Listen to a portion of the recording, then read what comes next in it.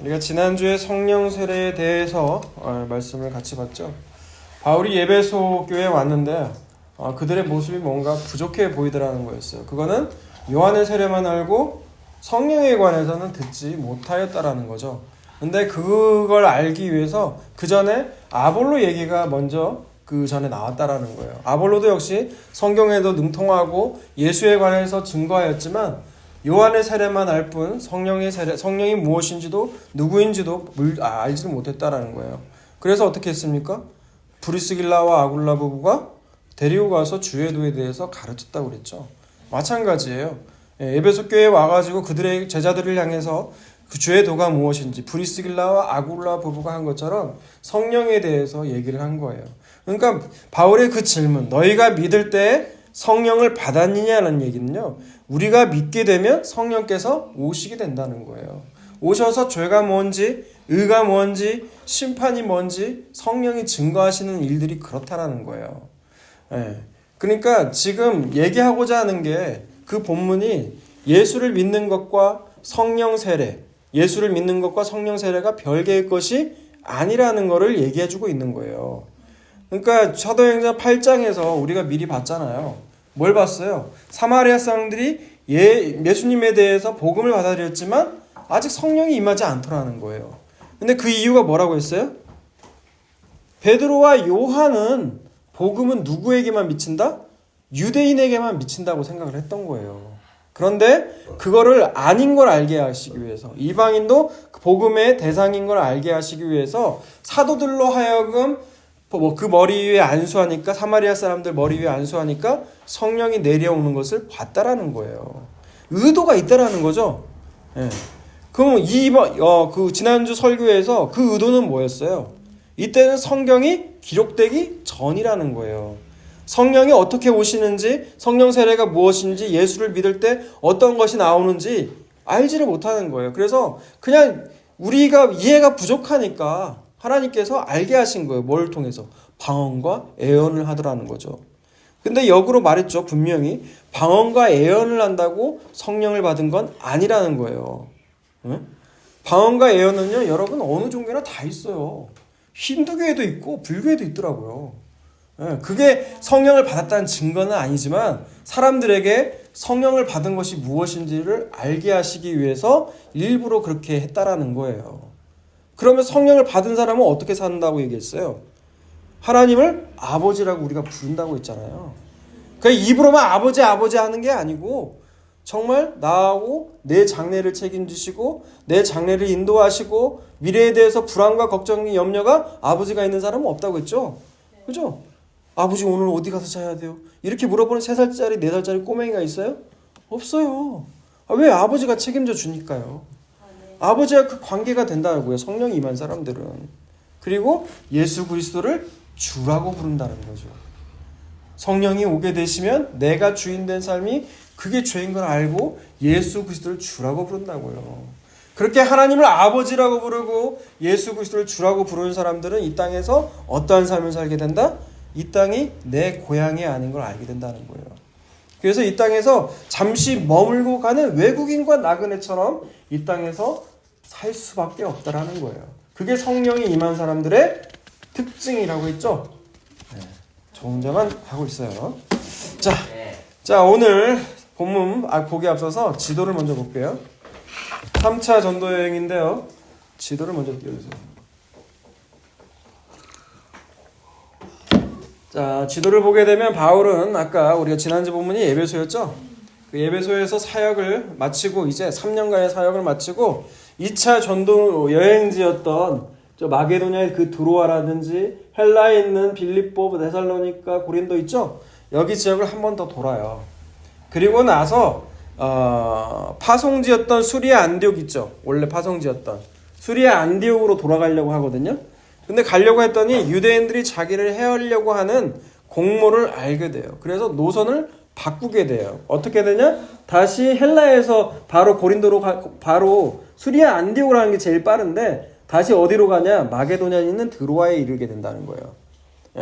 그 여기서 배를 타고 미들레네, 아까 지역 이름 나왔었죠? 저희 미들레나든지 기오라든지, 그리고 밀레도에 도착하게 돼요. 거기서 바울은 에베소 교회 장로들을 부르게 되죠. 그리고 그들에게 고별 설교라고 하는 유명한 얘기를 해요. 바울이 에베소 교회에 있으면서 어떻게 내가 그 교회를 섬겼는지, 내가 어떤 마음으로 하나님을 증거했는지를 정말 애절하게 얘기를 해요. 그리고 나서 이런 말을 해요. 사도행전 20장 22절과 23절을 봅니다. 읽습니다. 시작. 보라, 이제 나는 성령에 매여 예루살렘으로 가는데 거기서 무슨 일을 당하는지 알지 못하노라. 오직 성령이 각성해서 내게 증언하여 결박과 환난이 나를 기다린다 하시나. 오늘 본문이 21장에도 이 구절이 똑같이 나와요. 그러니까 바울은 지금 예루살렘으로 지금 목적지로 가려고 하는 거잖아요. 수리아 안디옥이 아니라. 그죠? 그게 왜 그렇다고요? 성령에 매여서. 성령이 매어서 예루살렘에 가게 됐다라는 거예요. 그러니까 내가 원하는 게 아니에요, 여러분. 하나님을 믿는다는 건 내가 원하는 대로 가고자 하는 것이 아니에요. 원하는고자 하는 것도 성령이 주셔야 가는 거죠. 그 내가 원하는 것이 아니라 성령에 매여서 예루살렘으로 가는데 거기엔 뭐가 기다린다고 그래요? 거기에서는 내가 무슨 일을 당할지 알지 못한다라는 거예요. 그 얘기를 하고 있는데, 자, 또 이제 여기에만 나오는 것이 아니라 결박과 23절에 보니까 각성에서 내게 증언하는데 거기 가면 너는 결박과 환난이 너에게 올 거라는 거를 한 성이 아니고 여러 성, 각 성이라고 했으니까 여러 성에서 다 얘기를 한다는 거예요. 똑같이. 그런데 여기에만 나오는 게 아니라고 했죠. 오늘 본문 보세요. 사도행전 21장을 봅시다. 접신하신 분이 여러 명 있는데 그러다가 이제 귀신 만나요. 1절에서 4절 봅니다. 우리가 그들을 작별하고 배를 타고 바로 고스로 가서 이튿날 로도에 이르러 거기로부터 바다라로 가서 베니게로 건너가는 배를 타고 가다가 구브로를 바라보고 이를 왼편에 두고 수리아로 항해하여 두로에서 상륙하니 거기서 배의 짐을 풀려 함이라. 제자들은 찾아 거기서 이레를 머물더니 제자들이 성령의 감동으로 바울더러 예루살렘에 들어가지 말라. 네, 다시 지도를 보세요. 다시 지도를 보게 되면 이제 밀레도에서 어디로 갑니까? 저기 지명이 안 나왔어요? 아니, 저기 찍고 아까 이름 나왔죠? 중간에 막 나왔잖아요. 바다라도 나오고 베니게. 거기 지나서 지금 어디로 가느냐? 수리아 안디옥이 아니라 두로에 도착하게 돼요. 두로에 도착하게 되는데 이 두로에 도착해서 제자들을 만나게 되는데 그 제자들이 하는 말이 똑같이 있다는 거죠. 그 말이 뭐예요? 제자들이 4절에 보니까 성령의 감동으로 바울에게 예루살렘으로 들어가지 말라고 한 거예요. 뭔가 제자들도 알게 됐다는 거죠. 성령이 감동을 시켜줘서 제발 가지 말라고, 예루살렘 들어가지 말라고 얘기를 했다라는 거예요. 근데 예루살렘으로 가지 말라는 만류를요 한 번 더 나오게 돼요. 오늘 본문 보세요. 21장 7절에서 12절을 읽습니다. 시작. 두로를 떠나 항해를 다 마치고 돌레마이에 이르러 형제들에게 안부를 묻고 그들과 함께 하루를 있다가 이튿날 떠나 가이사라에 이르러 일곱 집사 중 하나인 전도자 빌립의 집에 들어가서 머무르니라. 그에게 딸 넷이 있으니 처녀로 예언하는 자라.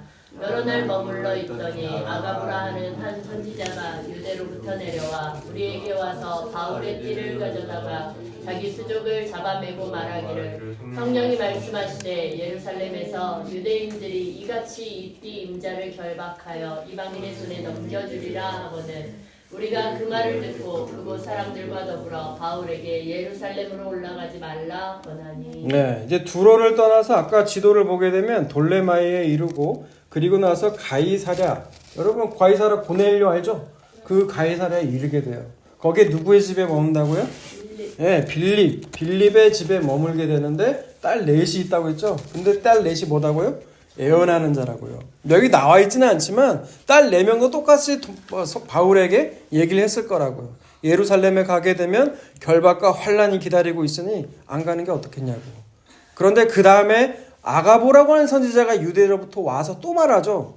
그 선지자는 구체적으로 얘기를 해요. 어떻게 얘기를 해요? 자기의 허리띠를 풀러가지고 자기의 수족을 다 감싸요. 하면서 네가 가게 되면 이런 일들이 기다리고 있을 거라는 거예요. 근데 그 말을 그 주변에 있는 제자들과 모든 사람들이 듣고 뭐라고 말을 해요? 예루살렘에 올라가지 말라고 말하죠. 그러니까 지금 어떻게 해야 한다는 거야? 총 3번에 걸쳐서 바울에게 예루살렘을 가게 되면 결박과 환난이 기다리게 되니까 너는 성령께서 또 제자들과 선지자들에게 다 들었다는 거예요, 지금. 그리고 바울을 제외한 그 모든 사람들은 뭐라고 말을 해요? 지금 올라가지 말라고 권유하고 있는 거예요. 예. 바울에게 예루살렘으로 이렇게 가게 되면 너 미리 알게 하신 거는 하나님께서 너 가지 말라고 하는 거 아니겠냐는 거예요. 그럼 귀가 솔깃하지 않아요? 고린도전서 10장 13절을 볼게요. 읽습니다. 시작. 사람이 감당할 시험 밖에는 너희가 당한 것이 없나니 오직 하나님은 믿고사 너희가 감당하지 못할 시험 당함을 허락하지 아니하시고 시험 당할 즈음에 또한 피할 길을 내사 너희로 능히 감당하게 하시느니라. 네, 이거 여러분이 잘 아는 구절일 거예요. 고린도전서 10장 13절. 사람이 감당할 시험 밖에는 하나님이 주신 것이 없다라는 거예요. 감당치 못할 시험이면 하나님이 그쯤에 피할 길을 내주신다는 거죠.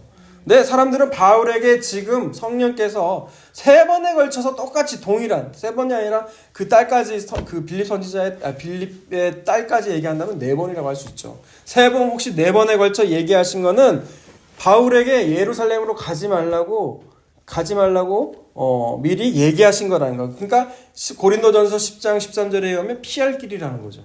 그죠? 피할 길을 미리 알게 하셨으니 너 가지 말라고 얘기하는 거예요.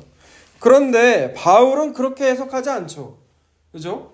바울이 처음으로 예루살렘에 가게 되면 일어날 일들을 알게 됐을 때 바울은 어떻게 반응해요? 사도행전 20장 24절 보세요. 내가 달려갈 길과 주 예수께 받은 사명 또 하나님의 은혜의 복음을 증언하는 일을 마치려 하면은 나의 생명조차 조금 더 귀한 것으로 여기지 아니하노라. 결박과 환난이 기다리지만 내가 달려갈 길, 주 예수께 받은 사명, 그 복음을 증언하는 일에는 내가 내 생명도 조금도 귀한 것을 여기지 않는다고요. 그러면 가겠다는 거예요? 가지 않겠다는 얘기예요. 예루살렘으로 나는 가겠다라는 거죠. 그리고 오늘 본문 21장, 사도행전 21장 13절을 보세요.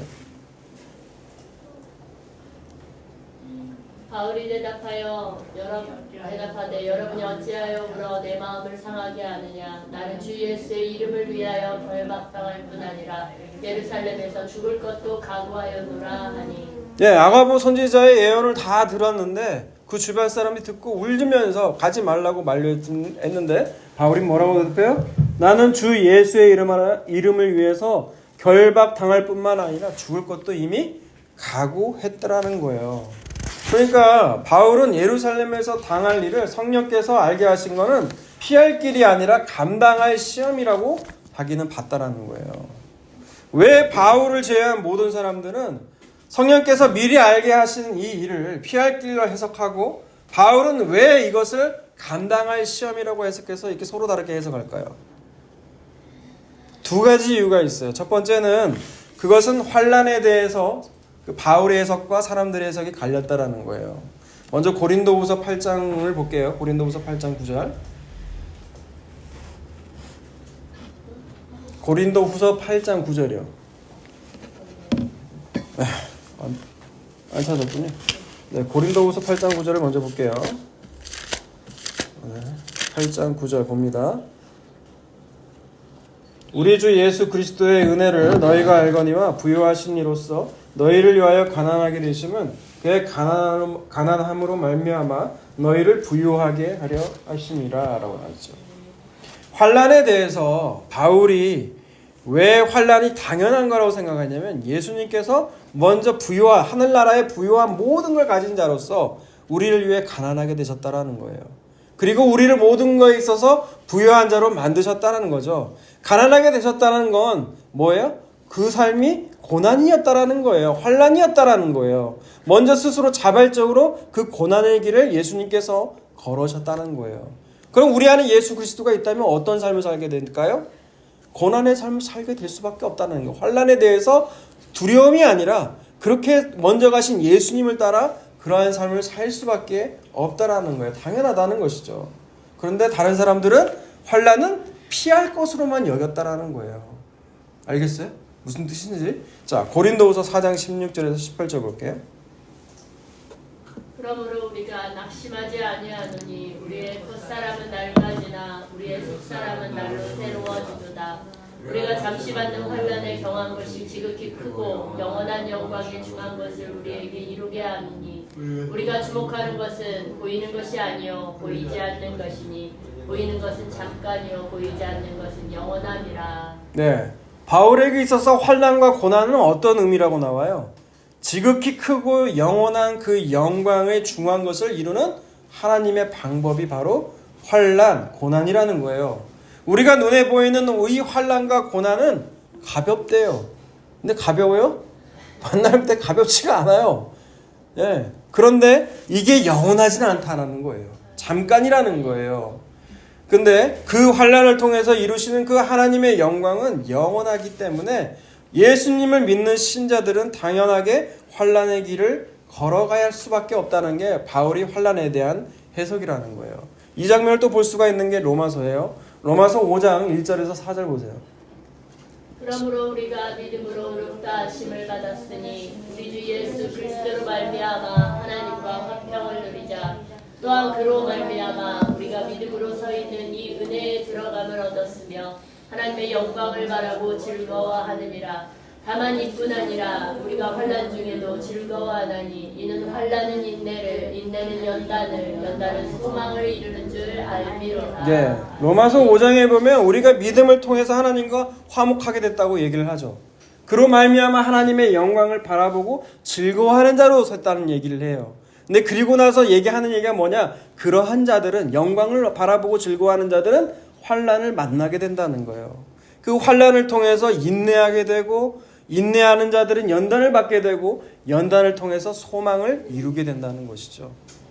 그러니까 지금 사람들은 환난을 어떤 걸로 만해요? 어렵고 힘드니까 하나님께서 알게 하셨다면 피하는 문제로 봤지만, 바울은 그 환난이 바로 하나님의 영광을 이루는 방법이라는 거예요. 그게 여러분 십자가잖아요. 그죠? 네, 그걸 그렇게 바울은 해석했다라는 거예요. 그냥 그 차이가 있었다라는 거죠. 그리고 두 번째를 볼게요. 두 번째, 왜 차이가 나느냐? 두 번째, 오늘 본문 14절 보세요. 그가 권함을 받지 아니하므로 우리가 주의 뜻대로 이루어지이다 하고 그쳤노라. 바울에게 그 성령이 알게 하셨는데, 성령이 예루살렘에 가게 되면 이런 결박과 환란이 기다리고 있으니 가지 말라고 만류했지만 바울은 어떻게 해요? 아니다, 나는 가겠다라고 얘기하죠. 그리고 나서 뭐라고 말을 해요? 지금 이 사람들이 다 말려도 듣질 않으니까 그럼 주의 뜻대로 이루어지이다 라고 얘기를 하죠. 그죠? 이 사람들이 말하는 주의 뜻은 뭘까요? 이 사람들이 생각하는 주님의 뜻은 성령이 미리 알게 하셨으니까 피하라는 거예요. 도망가라는 거예요. 가지 말라는 거예요, 예루살렘으로. 그게 이 사람들이 생각한 주의 뜻이라는 거죠. 그런데 바울이 말한 주의 뜻은 뭐예요? 내 안에 그리스도가 계시고 그리스도가 계시기 때문에 그리스도께서 사신 것처럼, 그리스도께서 사신 것처럼 환난과 고난은 하나님의 영광을 이루는 중요한 길이니 나는 피하지 않겠다라는 거예요. 여러분, 주의 뜻에 대한 해석의 차이가 여기에서부터 나온다는 것이죠. 여러분, 우리 주님의 뜻을 왜 알려고 그래요? 그렇게 언제 주님의 뜻을 알고 싶어 해요? 뭔가 선택해야 할 네, 때. 뭔가 중요한 선택을 할 때. 예를 들어서 큰아이가 이제 내년에 고3이 되는데 내가 어디 방향으로 가야 될지, 진로를 어디로 정해야 될지, 또 내가 사업을 할 때 이 사업을 해야 될지 말아야 될지, 결혼할 때 내가 이 남자 혹은 이 여자와 결혼을 해야 될지 말아야 될지, 여러분 그때 주님의 뜻을 우리가 묻잖아요. 그럼 묻는 의도가 뭐예요? 묻는 의도가 뭐예요, 여러분? 솔직히. 여러분, 내가 질문이라는 걸 하잖아. 이 질문은 누구나 답할 수 있는 질문이죠. 왜 이런 주의 뜻을 묻고자 해요? 몰라서 그래요? 확신을 듣고 싶었어. 응? 내 뜻대로 확신이 들고 싶어서? 내 뜻대로 네. 되길 바래. 내 뜻대로 되길 바래서? 왜 그럴까요? 조사 차원에서. 이게 쉬운 대답이었는데 왜 그래요? 왜 물어봐요? 모르니까 물어봐요? 네. 만약 알려주면, 하나님이 그 뜻을 알게 해주면 여러분 그 뜻대로 가실 건가요? 아니. 그게 실패의 길이고 다른 사람한테 망하는 길인데도 왜 알고자 해요? 주의 뜻을. 주의 뜻을 알고자 하는 거죠, 여러분. 그 일이 잘 풀리길 바라는 마음이잖아요. 하나님 뜻이면 우리 생각엔 어떤 마인드가 있냐면, 기본적으로 하나님의 뜻을 순종하면 모든 일이 잘 될 거라고 생각한다는 이상한 믿음이 있다는 거예요, 여러분 안에. 그리고 나서 다른 사람들이 그래서 그 일이 잘 안 풀리고 자녀들이 안 풀리고 교회에서 보면 대극장 그렇더라고요. 저희 자녀들이 일이 안 풀리고 뭐 어려운 일이 생기면 다 하나님의 뜻에 불순종해서 일어난 거라고 그렇게 얘기들 많이 하더라고요. 그러니까 모든 거를 자기 중심으로 해석하는 거예요. 지금 이 사람들, 지금 오늘 본문에 나와 있는 바울을 예루살렘으로 가는 걸 만류하는 사람들은 왜 만류를 해요? 왜 그렇게 주의 뜻을 해석해요? 그게 잘못되면 안 되니까. 내가 살아야 되니까. 여러분 그런 마음에서 만류를 해. 물론 바울을 사랑해서 만류하는 마음이 있죠. 그런데 더 근원적으로 내려가면 하나님이 알게 하셨다면 그의 주의 뜻은 뭐다? 살게 하는 방향이라는 거예요. 그런데 바울의 해석은 전혀 달랐어요. 그걸 알 수 있는 게 빌립보서거든요. 여러분 빌립보서 말씀 보세요. 빌립보서 1장 볼게요. 1장 12절을 먼저 봅니다. 형제들아 내가 당한 일이 도리어 복음 전파의 진전이 된지를 너희가 알기를 원하노라. 네, 여러분 여기 지금 빌립보서의 말씀은요. 바울이 지금 예루살렘에서 결박과 환난을 당하죠. 그리고 나서 예루살렘에서 끝나는 게 아니에요. 바울은 로마로 가서 재판을 받게 돼요. 근데 로마에서 감옥에 갇히게 되거든요. 이 감옥에 갇혔을 때 쓴 게 뭐예요? 바로 이 빌립보서예요. 빌립보서에서 말하기를 뭐예요? 내가 당한 일이라는 게 지금까지 쭉 되어진 일들을 얘기하고 있는 거예요. 그것이 복음의 전파에 복음을 증거하는데 오히려 앞으로 나아가는 그 진전이 된 줄을 알기를 너희가 알기를 원한다는 거예요. 그러면서 구체적으로 얘기를 하죠. 13절부터 쭉 읽습니다. 이러므로 나의 매임이 그리스도 안에서 모든 시위대 안과 그 밖의 모든 사람에게 나타났으니 형제 중 다수가 나의 매임으로 말미암아 주 안에서 신뢰함으로 겁없이 하나님의 말씀을 더욱 잠대하게 전거됐느니라. 어떤 이들은 투기와 분쟁으로 어떤 이들은 착한 뜻으로 그리스도를 전파하나니 이는 내가 세우심을 받은 줄 알고 사랑으로 하나 그들은 나의 매임에 괴로움을 더하게 한 줄을 생각하여 순수하지 못하게 다툼으로 그리스도를 전파하느니라. 그러면 무엇이나 거칠애로 하나 참으로 하나 무슨 방도로 하든지 전파하는 것은 그리스도니 이로써 나는 기뻐하고 또한 기뻐하니라. 아멘. 바울이 예루살렘에서 결박과 환난을 당하죠. 그리고 로마 감옥에 갇히게 돼요. 그런데 그 일로 말미암아 바울은 오히려 이게 복음이 진전이 됐다고 얘기하는데 뭐냐면 그 일로 말미암아 그게 시기든 투기로 한 마음이든 누구를 증거하게 됐다는 거예요. 그리스도를 존귀하게 됐다. 그리스도가 전파하게 됐다는 거예요. 이게 바울이 주의 뜻에 있어서 해석하는 게 뭐예요? 중요한 건 내 뜻이 아니고 주가 그리스도가 증거가 되면 그걸로 족하다는 거예요, 지금. 그걸 아주 결정적으로 때려받는 게 지금 19절부터 21절이에요. 읽습니다. 시작. 이것이 너희의 간구와 예수 그리스도의 성령의 도우심으로 나를 구원에 이르게 한 줄 아는 거로 나의 간절한 기대와 소망을 따라 아무 일에든지 부끄러워하지 아니하고 지금도 전과 같이 온전히 담대하여 살든지 죽든지 내 몸에서 그리스도가 존귀하게 되게 하려 하나니 이는 내게 사는 것이 그리스도니 죽는 것도 유익함이라. 아멘. 바울이 주의 뜻을 해석하는 건 이 기준이에요. 내 뜻이 아니에요. 누구의 뜻이에요? 주님의 뜻이에요. 네, 온전히 그리스도가 존귀케 되는 것인가. 이 결정이 그리스도를 존귀하게 되고 그리스도를 전파하는 데 더 도움이 되는 것인가. 그거를 기준으로 삼았다는 거예요. 이건 다 연결이 되어 있는 거예요, 사실. 여러분, 내 안에 누가 살아계세요? 예수 그리스도가 살아계신다면 주님께서 환난을 겪으셨던 것처럼 우리도 환난을 겪게 될 수밖에 없다는 것이고, 그렇게 되는 사람들은 어떤 삶을 살게 돼요? 주의 뜻을 그리스도가 존귀하게 되는, 내가 존귀하게 되는 게 아니에요. 내가 사는 게 아니에요. 그리스도가 어떻게 하면 존귀하게 되고 어떻게 하면 그리스도가 더 증거되는지에 더 초점을 둔다는 거예요. 여러분, 만약에 바울이요, 만류하는 얘기를 듣고 결박과 환난이 있다는 걸 알게 돼서 만약 바울이 그 고난을 피했다고 생각을 해봐요. 그러면 여러분, 바울이 그 주님의 뜻에 대한 그 환난의 가이드가 어떻게 될까요? 다 내가 살고 내가 피하고 내가 어떻게 하면 잘 되는 것인지가 주의 뜻이 될 거예요. 그런데 바울은 그걸 알았다는 거예요. 바울은 뭘 알았다는 거예요? 환난이 무엇의 의미인지. 예수 그리스도로 내 안에 사신 예수님 때문에 내게 환난이 올 수밖에 없고 그 환난은 정말 가벼운 것이라는 거죠. 가벼운 거라는 건 진짜 뭐 환난의 크기가 뇌가 암 걸리고 보면 무거운 거잖아요. 그 크기를 얘기하고 있는 게 아니에요. 잠깐이라는 의미예요. 환난이라는 건. 영원하지 않다라는 거예요. 그런데 하나님의 영광은 영원하다는 거죠. 그 영원한 영광을 바라보기 위해서 예수님께서 이 땅에서 고난과 환난을 살았다면 나 또한 마찬가지라는 거예요. 그리고 그걸 아는 사람이라면 어떻게 된다고요? 내가 사는 방법이 아니라 내가 존귀하는 것이 아니라 그리스도가 어떻게 하면 존귀하게 될 것인지, 어떻게 하면 그리스도가 증거되는 것인지를, 그것이 주의 뜻인지를 알고 소망하며 살게 된다는 거예요. 그렇게 살아가는 저와 여러분이 다 되시기를 주님의 이름으로 축원합니다.